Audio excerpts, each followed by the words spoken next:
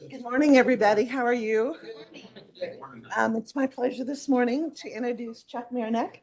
He is the board chairman of the Senior Citizens board that we have, and they do some great work. He's going to give you kind of a background of what all they take care of. We have a little flyer going around, so if everybody would like to take one, kind of gives just a little bit of a detail as to, what exactly they do. So anyway, welcome, Chuck. It's all yours. Thank you. Well, it's nice to know it's all mine. It's really pleasurable to be here this morning, and I think it's a real forward move on the part of Greene County to have gatherings such as this where you share information, you get to know a little bit about what other people are doing in the county, and I think it's very admirable that the county commission has set things like this up. How many people are familiar with Greene County's Senior Citizen Services Fund Board? Just a show of hands. Very few. I'm not surprised. Somehow it seems to be the county's best kept secret. Why, I don't know, because our service providers who ask for money each year seem to find us without any problem.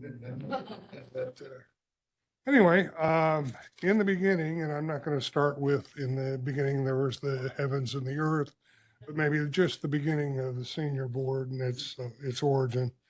In 2003, the Missouri legislature, not being generous by any means, tried to absolve themselves somewhat of funding to ease budget woes in the state, and said, okay, we're going to pass on a little bit of opportunity to counties. Well, in actuality, they're passing on a little bit of obligation to counties to fund senior services at the expense of funds that normally would be authorized through the state of Missouri.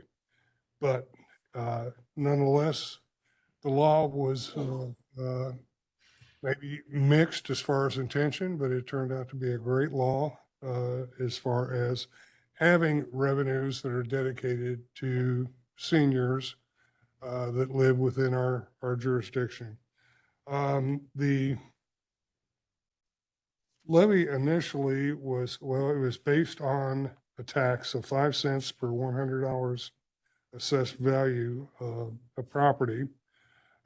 And it was solely for the purposes of providing services to seniors. Seniors being defined as 60 years of age and residents of the jurisdiction in which the levy was passed. That passed the legislature in 2003. Petitions were circulated in the community in 2005. January of 2005, the Greene County Commission said, voters of Greene County, you have an opportunity to fund services for our seniors should you choose to do so. In April of that same year, the tax came before the voters. It passed by a 12% margin. And this was an era where taxes were very unpopular and not many taxes were being levied at that time. But that was then January of 2006 became the first year the funds became available in the county through the levy. The initial levy was probably in the neighborhood of $2 million. I wasn't serving on the board at that time, so I'm not really sure where it hit. But that levy has actually grown as the county has grown over the years, and right now our budget for giving out grants this year is about $3 million. The state also gave sole authority for the management of the tax to a local board. Then that board was to be appointed by the Greene County Commission. And it's a seven-member board. And our first board was appointed with the adoption of the levy in June of 2005. We're governed by our own bylaws, which state primarily that we are to provide programs which will improve health, nutrition, and quality of life for persons 60 years of age and older, with a focus on those services that will enable the older person to remain self-sufficient and independent in his or her residence as long as possible, being as long as there are no threats in that environment that would prohibit or dampen their quality of life or ability to live alone. The bylaws also stated where and when meetings will be held, the operations of the board itself, when certain events would occur, such as the annual budget, election of officers, and we was beginning to take grants. So we looked at a number of options. The board looked at a number of options at that time for providing services. And of course, one of those would be that it would establish an office for senior services.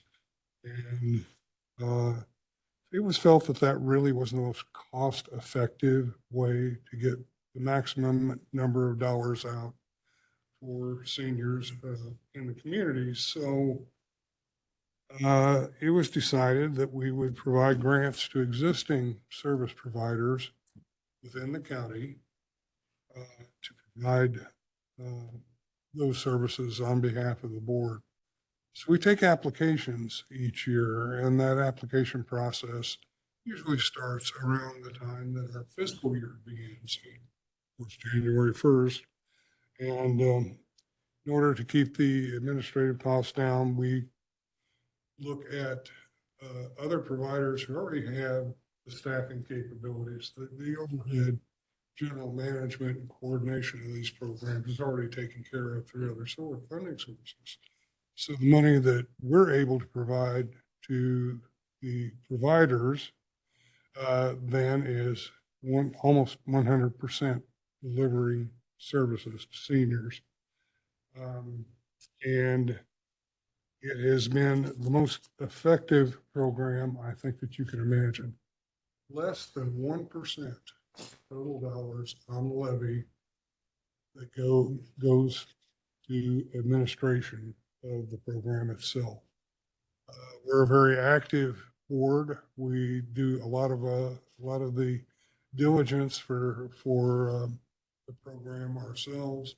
We have one part-time employee through the graces of the county auditor's office, and that is not her regular job, as I tell everyone. We're just pleased that we're able to have Debbie Allen on board, and she helps with the general administration of the program each day. Again, she's part-time, and I would rival any program that you've ever heard of as far as cutting down on costs for administration. So anyway, how the board operates, we basically, I'm glad that somebody's keeping track of the slides because I have not. But the budget is submitted and authorized by the commission. We start the budget process actually in August. And it is prepared by the county auditor on our behalf. The board reviews the audit draft as presented. May make corrections or additions to the budget or deletions as the case might be. Then formally adopts it. It goes on to the county commission. We go through commission goes through the normal hearing process, and the budget becomes effective and adopted by the commission for a fiscal year that commences in January of each year. The activities that we fund are due to use all of the money that's out there within the fiscal year in which it's appropriated. So any money that remains unspent on December 31st reverts back to the board, to the fund, and then it's available for use in future years. We take applications for service delivery on a first come, first served basis. And we feel that that's a fair way of getting the money out. And we allow an opportunity for presentations to be made to the board on how the funds are to be used. We have a detailed application form. Those presentations are then evaluated on the basis of the mission statement of the board and how it's going to affect the quality of life of seniors in the community. And grants are awarded on that basis. On to some of the accomplishments. We are able to award about 25 grants each year. That number keeps edging upward a little bit, but as does our funding. So our funding to date has been able to pretty much keep up with the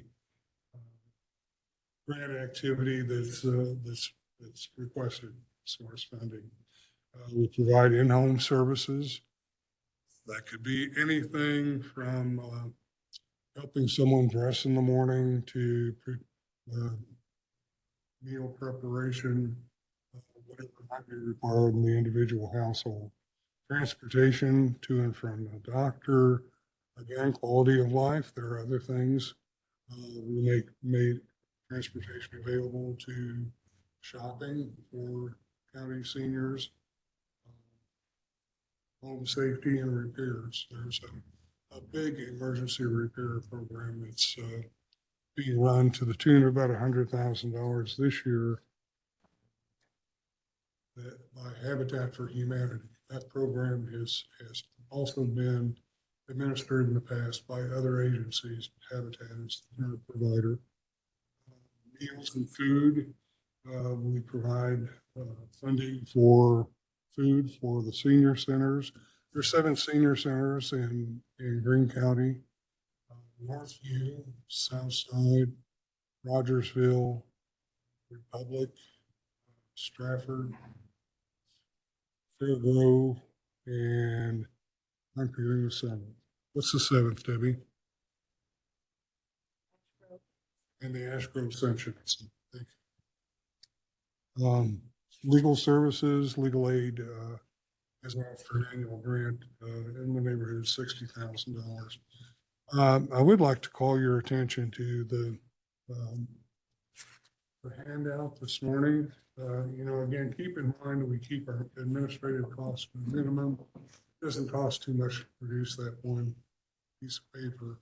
It does, however, require a lot of labor time in looking at programs and expenditures and how funds have been spent. Even though that says 2020 on it, the money spent year by year pretty much stays within those general categories of expenditure. So the lion's share goes to in-home services. Again, perfectly in line with the board's mission statement of getting money out there to keep people viable in their own homes as long as possible. Transportation is our second largest expenditure of money, and that bulk of that goes to Oates, providing services both in Springfield and also rural services, which are different than what services in the city Springfield provide, because the complexity of getting it out there. It's more of the transportation money goes for outside the city limits than inside. So, but again,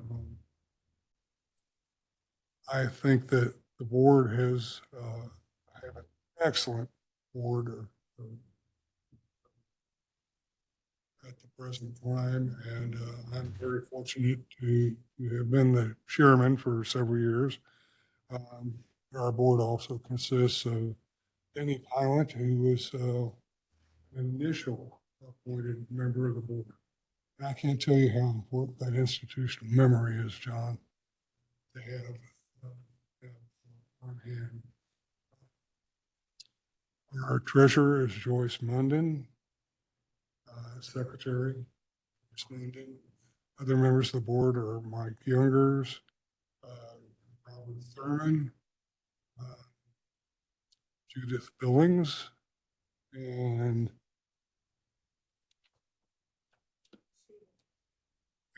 Stephen Short. Stephen is our county representative right now from the eastern part of the county, Fair Grove. And he currently serves the city of Fair Grove as their city manager, or mayor, I'm sorry, whose term I think is expiring soon. But anyway, Steve is the new appointee and glad to again, very active board. I'm pleased to be a part of it, and I'm pleased that the fund has been able to do so much in our community for senior citizens. And now I will ask if there are any questions. Yes, John. Well, first, thanks for serving our community in this way for so many years. My question is, what is the time commitment for a board member? Is it typically heavily weighted towards the grant process, or are you need? I'm sorry, John. Yeah, no problem. I'm hard of hearing you. So. What is the time commitment for a board member? Are you typically meeting throughout the year, or just around the grant process? I would say 90% of the work that we do is within meetings. We do meet on a monthly basis. Occasionally something will come up. There might be a senior center that has sprouted a roof leak. We know the urgency of that, or when the heating or air conditioning unit goes out. So it's at least monthly, and sometimes with special meetings. Also, taking some of the, it's really important to be sure that the funds are being spent properly. And to do that, we have progress reports that we require be submitted by providers each year. Progress reports are very detailed as far as asking questions on how services were delivered, to whom they were delivered, how many people were served, how the money was spent. And it requires, I would say probably, Debbie, you can correct me if I'm wrong. You've looked at some of these for us, Andy, but I would say they require about 2 hours of work each on the average. Some are much more complex than others. So it's, and the engagement of the board is very important. And those progress reports are distributed on a rotating basis, that they don't become just the responsibility of a few. It's a real busy board. And very hands-on. And again, the more work that the board can provide, the less administrative money is going to be necessary to keep the program rolling.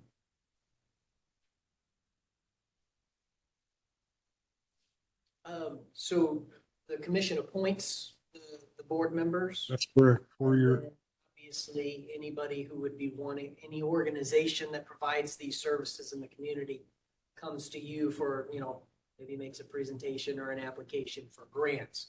Besides those, what other major influences are there on the board? Are there any other,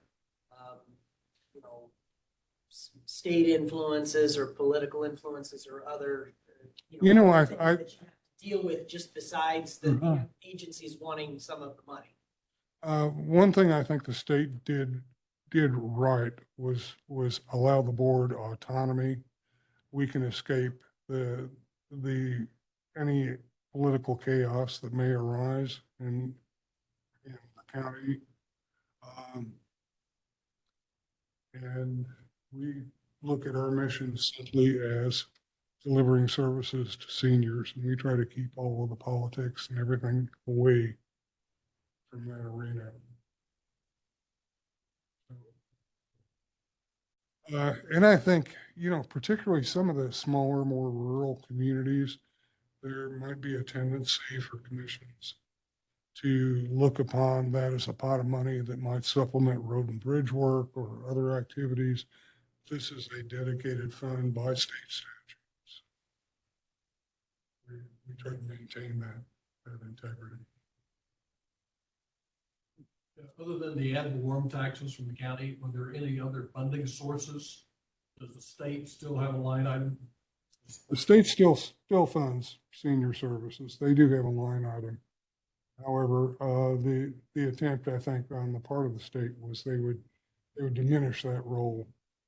And the state budget is really quite competitive. You know, it's the needs keep growing and the pot does not increase commensurately. So they have, you know, they have funding problems. But the state would fund those directly. They don't funnel any money to your. No, they do not.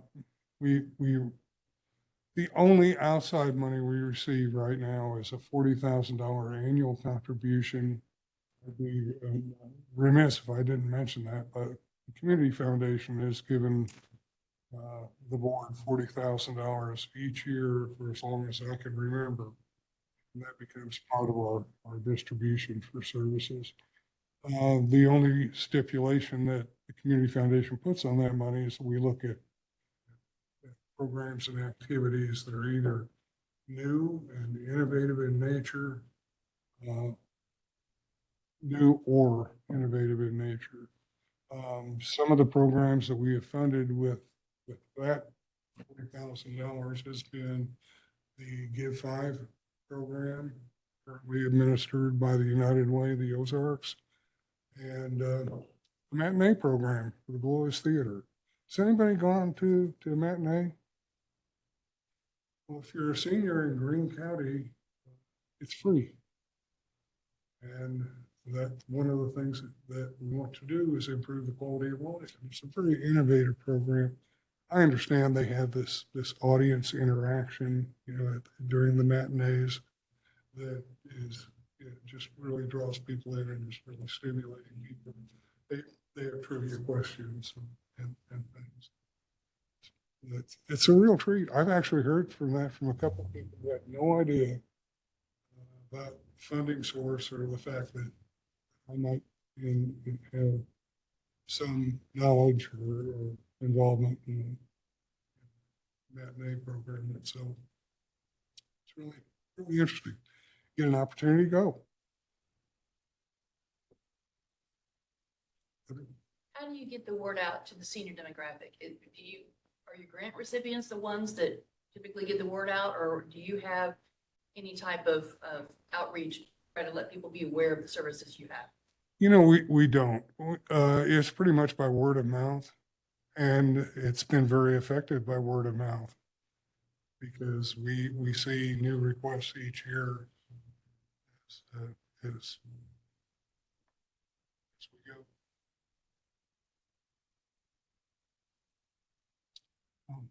You said that it was a first come, first serve. Is it start on January 1st, or what's your calendar look like? When can grants start and when's the last due to be applied?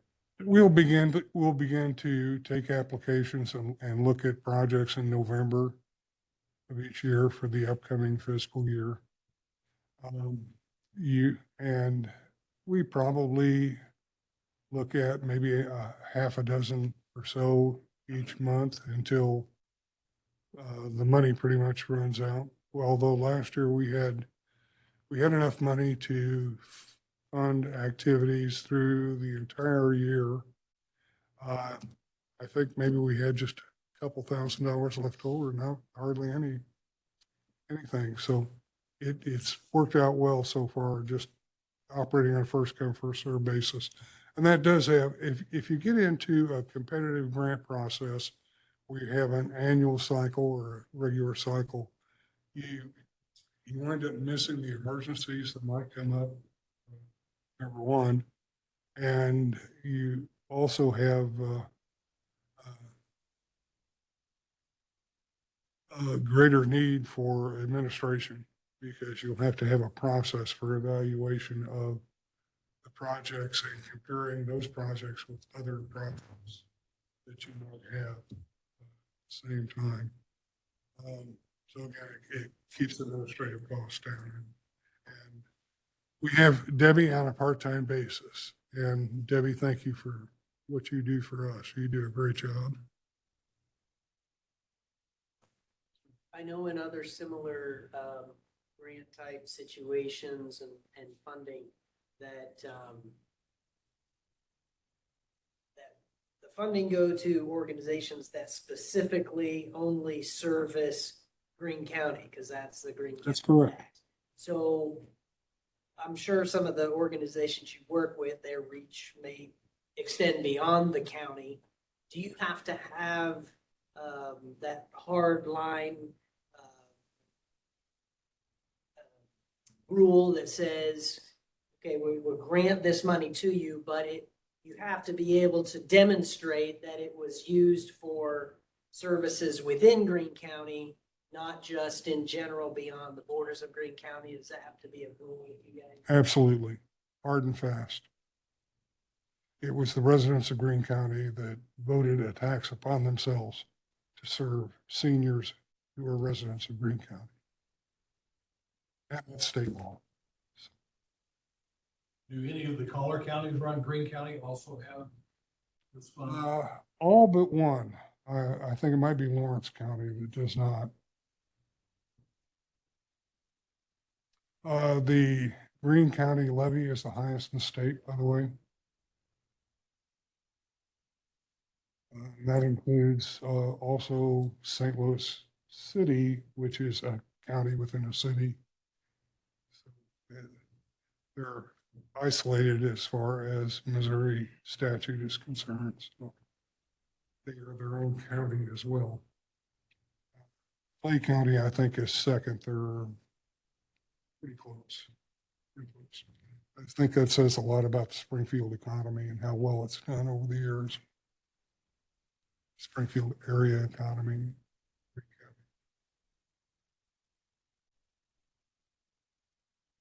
Other questions? Well, thank you. It's been a pleasure being here.